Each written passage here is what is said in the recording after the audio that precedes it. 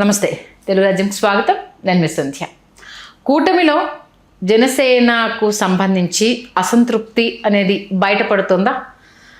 బాలినేని శ్రీనివాసరెడ్డి తర్వాత ఆయన చేసిన వ్యాఖ్యల తర్వాత నేతలు ఒక్కొక్కరిగా ఆ బాటలో పయనిస్తూ స్థానిక సంస్థల ఎన్నికల్లో పట్టు సాధించే దిశగా అడుగులు వేస్తున్నారా అంటే, అటు బాలినేని గారు చేసిన కామెంట్స్ ఒకవైపు ఉంటే, బలిశెట్టి శ్రీనివాస్ గారు కావచ్చు, పంతం నానాజీ గారు కావచ్చు, వీళ్ళు చేసిన కామెంట్స్ ఇప్పుడు కాక పుట్టిస్తున్నాయి. మరి బాలినేని గారు చేస్తేనేమో వైఎస్ఆర్సీపీ నుంచి వచ్చిన ఆయన కాబట్టి అక్కడ పథకాలను ఇక్కడ ఇంప్లిమెంట్ అంటే అక్కడ వ్యూహాలను ఇక్కడ ఇంప్లిమెంట్ చేస్తున్నారా అనేసి అని అంటున్నారు.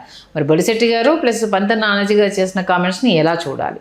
మరి జనసేన నేతలు పట్టు బిగించే ప్రయత్నం చేస్తున్నారా? అధినేత మౌనం వెనుక అసలు వ్యూహం ఏంటి తెలుసుకునే ప్రయత్నం చేద్దాం. చరిత్రకారులు, సినీ రాజకీయ విశ్లేషకులు చిల్లగడ్డ శ్రీకాంత్ గారు మనతో ఉన్నారు. ఆయన మాటల్లో.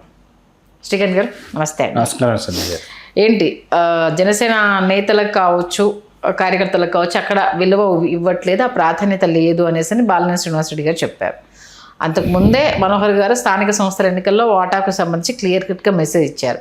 ఇప్పుడు బొలిశెట్టి గారు, పంతం నానాజీ గారు అదే సౌండ్ని ఇవ్వకపోయినా మేము రంగంలోకి దిగుతాము అని స్టేట్మెంట్ ఇచ్చారు. మరి ఆయన మాట్లాడితేనేమో జగన్మోహన్ రెడ్డి వ్యూహాన్ని ఇక్కడ ఇంప్లిమెంట్ చేస్తున్నారు అనేసి అన్నారు. మరి జనసేన నేతలే మాట్లాడుతున్నారు. మరి దీని గురించి ఏం చెప్పారు? గోదావరి జిల్లాలో పరిస్థితి ఏ విధంగా ఉందంటే, తెలుగుదేశం నాయకుల దూకుడు బాగా కొనసాగుతోంది, బాగా పెరిగింది. ఆ దూకుడు ఏ స్థాయిలో ఉందంటే, పొరపాటున కూడా జనసేనకు సంబంధించినటువంటి శాసనసభ్యులు కావచ్చు, లేకపోతే ముఖ్య నేతలు ఎవరైనా కావచ్చు, అత్యధికులు ఆ జిల్లాలోనే మనకు కనిపిస్తారు. వాళ్ళకి సంబంధించినటువంటి పనులేవి క్షేత్రస్థాయిలో జరగకపోవడం, తెలుగుదేశం పార్టీకి సంబంధించినటువంటి శాసనసభ్యుల వాళ్ళు చెప్పినటువంటి, అట్లాగే జనసేన శాసనసభ్యుడు ఉన్నప్పటికీ కూడా ఆ నియోజకవర్గంలో, పక్క నియోజకవర్గంలోనూ జిల్లా స్థాయిలోనూ తెలుగుదేశం పార్టీ నాయకుడు మా తెలుగుదేశం వాళ్ళ పనులు చేసి పెట్టండి అంటే వాళ్ళ పనులు మాత్రమే జరుగుతున్నటువంటి పరిస్థితులు ఇవాళ ఉభయ గోదావరి జిల్లాలో ఉన్నాయి. ఉభయ గోదావరి జిల్లాలో తెలుగుదేశం పార్టీ తమను తాము పునఃప్రతిష్ఠించుకోవడానికి, పునరుజ్జీవింపజేసుకోవడానికి ఏంటంటే తమ యొక్క కార్యకర్తల బలము, తమ యొక్క ద్వితీయ శ్రేణి నాయకుల బలాన్ని పెంపొందించుకుంటూ ముందుకు సాగుతుంది. అయితే వాళ్ళ ఆధిపత్యాన్ని పంతం నారాజీ గారు కావచ్చు, లేకపోతే బొలిశెట్టి శ్రీనివాస్ గారు కావచ్చు, ఆయన కాకినాడ రోడ్లు, ఈయన తాడేపల్లి కూడా, వాళ్ళ ఆధిపత్యం ఖచ్చితంగా వాళ్ళ ఆధిపత్యానికి ఒక విధంగా ఏంటంటే వాళ్ళ ఆధిపత్యానికి చెక్ పెట్టేటటువంటి పరిస్థితులు ఆయా నియోజకవర్గాల్లో తెలుగుదేశం పార్టీ నేతలే చాప కింద నీళ్ళలాగా చేస్తున్నారు. ఇప్పుడు పిల్లి అనంతలక్ష్మి గారు వాళ్ళు ఉంటారు మన కాకినాడ రూరల్కి వెళ్ళేటప్పటికి. తెలుగుదేశంలో వాళ్ళు కూడా గతంలో కన్నబాబు గారితో పోటీ పడ్డారు, గెలుపొందారు, ఓడిపోయారు. తెలుగుదేశం పార్టీతో కొనసాగుతున్నారు, వెనుకబడిన తరగతులు ఇచ్చిన వాడు. తాడేపల్లిగూడెంకి వచ్చేటప్పుడు తెలుగుదేశానికి చాలామంది నేతలు ఉన్నారు.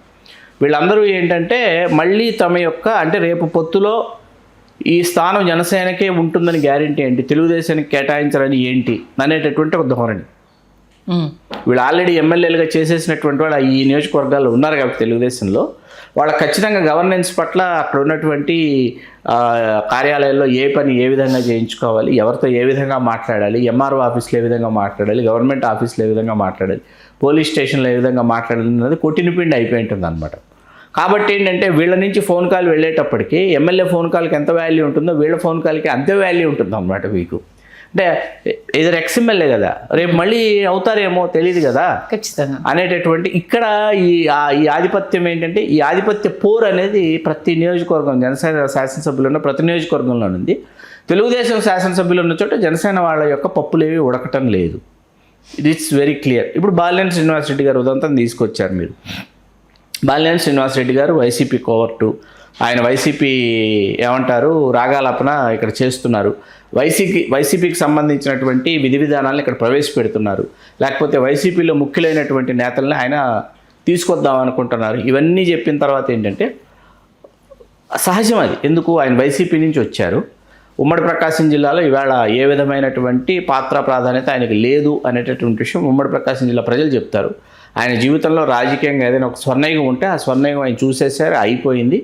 ఆయన పాత్ర ఏదైతే ఉందో రాజకీయంగా అది పరిసమాప్తి అయిపోయింది జనసేనలోకి వెళ్ళిన తర్వాత. ఇప్పుడు అక్కడ ఆయన ఆటల అరటిపండులాగా ఆయన ప్రవర్తించాలి తప్ప ఆయనకి ఇక్కడ అంటూ ఏమీ లేదంటే ఆయన రాజకీయంగా తనను నిరూపించుకోవడానికి ఏదో ఒకటి చేస్తుంటాడు.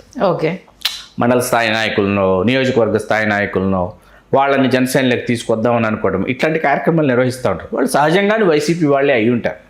సరే ఈయనను కాసేపు వైసీపీ పక్కన పెడితే లింగంనేని రమేష్ గారికి రాజ్యసభ ఇచ్చారు. ఆయన తెలుగుదేశం మనిషి, తెలుగుదేశం కొమ్ముట్టు, తెలుగుదేశం వాళ్ళ ఆ సామాజిక వర్గానికి చెందిన. ఇది మనం రాజకీయ పార్టీ నిర్వహిస్తున్నారా, రాజకీయ పార్టీ అనుకుంటున్నారా జనసేన అంటే, లేకపోతే జనసేనని వనభోజనం కిందో కుల సంఘం కింద అనుకుంటున్నారా? నాకైతే అర్థం కాదు. జనసేన అనేది ఒక రాజకీయ పార్టీ. ఒక రాజకీయ పార్టీలో అన్ని సామాజిక వర్గాలు ఉండాలి, ఉంటాయి, ఉండి తీరాలి. అన్ని సామాజిక వర్గాలు ఉంటేనే రాజకీయ పార్టీ అవుతుంది కదా. ఈ సామాజిక వర్గం వాళ్ళు వస్తే వాళ్ళు ఎందుకు వచ్చారు, ఆ సామాజిక వర్గం వాళ్ళు కనిపిస్తే మీరు ఎందుకు వచ్చారు అంటే, అది ఇప్పుడు మీరు కుల సంఘం అని అనుకుంటున్నారేమో తెలియదు. అభిమాన సంఘమా కుల సంఘమా తెలియదు. ఇప్పుడు పంతం నానాజీ గారు, బొలిశెట్టి శ్రీనివాస్ గారు, అంత క్రితం నాదెండ్ల మనోహర్ గారు తగ్గేదే లేదంటే తగ్గేదే లేదని చెప్పారు. ఏ విషయంలో తగ్గేదే లేదు?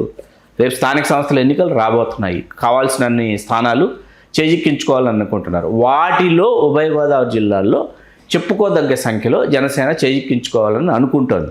అయితే ఉమ్మడి ఆంధ్రప్రదేశ్లో తూర్పు ఏటో తీర్పు ఏటో అంటారు. అంటే ఉమ్మడి తూర్పుగోదావరి జిల్లాలో తీర్పు ఏటో వస్తే రాజకీయంగా అది ఆ తీర్పే ఖరారవుతుంది, ఖాయం అవుతుందని చెప్తారు. కాబట్టి దానిని అంత సులువుగా వీళ్ళకి చెప్పుకోదని స్థానాలు ఇవ్వడానికి తెలుగుదేశం కూడా సుముఖంగా లేదు.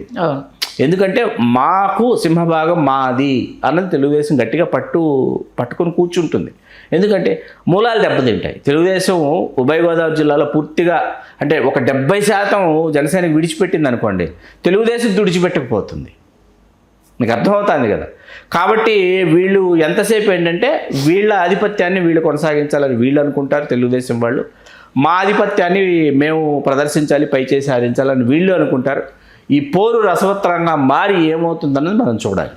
ఈరోజు మరి స్థానిక సంస్థల ఎన్నికలకు సంబంధించి ఎందుకు ఈ రేంజ్ పర్సంటేజ్ గురించి చర్చ జరుగుతుంది అంటే, అఫ్కోర్స్ అక్కడ అసెంబ్లీ ఎన్నికల్లో సీట్లు తగ్గించుకున్నాం కాబట్టి ఇక్కడైనా కొంత హైప్ అవుదాం, క్యాడర్ని డెవలప్ చేసుకోవాలని కామన్గా ఎవరికైనా ఉంటుంది. మరి ఇదేమన్నా ఇది రెండు పార్టీల మధ్య చిచ్చు పెట్టే అవకాశం ఉందంటారా? ఖచ్చితంగా రెండు పార్టీల మధ్య పొరపచ్చాలు ఇప్పటికే ప్రారంభమైనాయి. నియోజకవర్గాల స్థాయిలో స్థానిక సంస్థల ఎన్నికలు అనేవి ఖచ్చితంగా రెండు పార్టీల మధ్య తెలియనటువంటి అగాధాన్ని అయితే సృష్టిస్తాయి. దాన్ని ఎట్లా నేతలు, ముఖ్య నేతలు దాన్ని ఎట్లా సరిదిద్దుతారు, క్యాడర్కి ఏ విధంగా వాళ్ళని బుజ్జగిస్తారన్నది మనం ఎదురు చూడాలి. ఇప్పటికే చాలా అసంతృప్తి జ్వాలలు వెల్లువెత్తుతున్నాయి. ఎవరో నిన్న ఫోన్ చేసి మీరు హైదరాబాద్లో ఉంటారు, హైదరాబాద్లో నియోజకవర్గ స్థాయిలో ఏం జరుగుతుందో మనం తెలుగుదేశం గురించి పాజిటివ్గా మాట్లాడామనుకోండి, కూటమిలో తెలుగుదేశం చేస్తున్నటువంటి అభివృద్ధి లోకేష్ గారి గురించి పాజిటివ్గా మాట్లాడితే ఖచ్చితంగా జనసేనకు సంబంధించినటువంటి వాళ్ళ దగ్గర నుంచి ఫోన్ కాల్స్ వస్తాయన్నమాట. మీకు ఇక్కడ ఏం జరుగుతుందో క్షేత్రస్థాయిలో మీకు తెలియదు, జనసేన వాళ్ళని ద్వితీయ శ్రేణి పౌరులుగా చూస్తున్నారు, మా పనులు ఏవి అవ్వటం లేదు, మా ఫైల్స్ ఏవి మూవ్ కావట్లేదు, అసలు బిల్స్ అసలు రావట్లేదు, ఇట్లాంటివి వరుసగా ప్రవర్ చెప్తారనమాట. ఇది చెప్తే ఈ వినే విధానం ఎలా ఉంటుందంటే, మనకు తెలుగుదేశం అనేది 44 సంవత్సరాల సుదీర్ఘమైనటువంటి అనుభవం కలిగినటువంటి నేపథ్యం కలిగినటువంటి రాజకీయ పార్టీ. అది రాజకీయ పార్టీ లాగానే పనిచేస్తుంది. మీరు రాజకీయ పార్టీగా మీరు పూర్తి స్థాయిలో అవతరిద్దామని అనుకుంటే మీరు కూడా రాజకీయాన్ని రాజకీయంగానే చేయాలి తప్ప మీరు కుల సంఘంగా వనభోజనంగా మిగిలిపోతున్నారు. కార్తీక మాసంలో చేసేటటువంటి హడావిడి, కార్తీక మాసం రాగానే ఆంధ్రప్రదేశ్లో కావచ్చు, తెలంగాణలో అయితే మరీ ముఖ్యంగా వీధి చివర, సందు చివర, వాడ చివర, ఆ కాలనీ చివర, ఈ కాలనీ చివర వనభోజనాలు ఏం చేసేసారంటే జనసేన మహోత్సవంగా మార్చేశారనమాట. ఆ సామాజిక వర్గం వాళ్ళందరూ ఏం చేశారంటే జనసేన ఏమంటారు విజయోత్సవ కార్యక్రమంలాగా తయారు చేశారు దాన్ని. అంత క్రితం మహామహులు, మహనీయులు, మేధావులు, విద్యావేత్తలు, సంఘ సంస్కర్తలు లాంటి వాళ్ళు, సామాజిక వర్గంలో పుట్టినటువంటి వాళ్ళు, శాస్త్రవేత్తలు, ఇట్లాంటి వాళ్ళు వచ్చి భవిష్యత్ తరాలకి దిశానిర్దేశనం చేసి ఉద్యోగ ఉపాధి రంగాల్లో ఏ విధంగా అసలు విజయం సాధించాలి అని వాళ్ళకి స్ఫూర్తి కలిగించేటటువంటి విషయాలు చెప్పి మహామహనీయులు బ్రహ్మర్షి రఘుపతి వెంకటరత్న నాయుడు గారు లాంటి మహనీయుల గురించి, పెరియార్ ఈవి రామస్వామి నాయకర్ గారు లాంటి ఒక ద్రవిడోద్యమ నిర్మాతల గురించి, వీళ్ళ గురించి వాళ్ళకు తెలియజేసి వాళ్ళలో స్ఫూర్తిని రగిల్చి వెళ్ళేటటువంటి కార్యక్రమాలు చాలా అద్భుతంగా జరిగేవి. ఇవాళ ఏమైపోయినాయి, కార్తీక మాసం వచ్చింది అంటే వనభోజనం అనగానే ఉదయం నుంచి సాయంత్రం వరకు మనల్ని ఎవడరా ఆపేది అనేటటువంటి నినాదంతో మొదలయ్యి పవన్ కళ్యాణ్ గారి సినిమా పాటలతో, ఆటలతో హోరెత్తి పూర్తి అయిపోతుంది. నాకు ఒక్కొక్కసారి టీవీలో పవన్ కళ్యాణ్ గారి సినిమా ప్రీ రిలీజ్ ఈవెంట్స్ జరుగుతూ ఉంటాయి, లేకపోతే పార్టీ కార్యక్రమాలు జరుగుతాయి. వాటికి నీ వనభోజనాలకు నాకు పెద్ద తేడా తెలియటం లేదు. ఓకే, మరేంటి ఇప్పుడు బాలినేని గారు చేస్తేనేమో జగన్మోహన్ రెడ్డి గారి వ్యూహాన్ని ఇక్కడ ఇంప్లిమెంట్ చేస్తారు. ఇప్పుడు లింగంనేని రమేష్ గారు రాజ్యసభకు ఎంపిక అయితేనేమో చంద్రబాబు నాయుడు గారి వ్యూహాన్ని ఆయన అమలు పరిచినట్టు, బాలినేని శ్రీనివాసరెడ్డి గారి పార్టీలో ఉంటే జగన్మోహన్ రెడ్డి గారి వ్యూహాన్ని ఆయన అమలు పరిచినట్టు.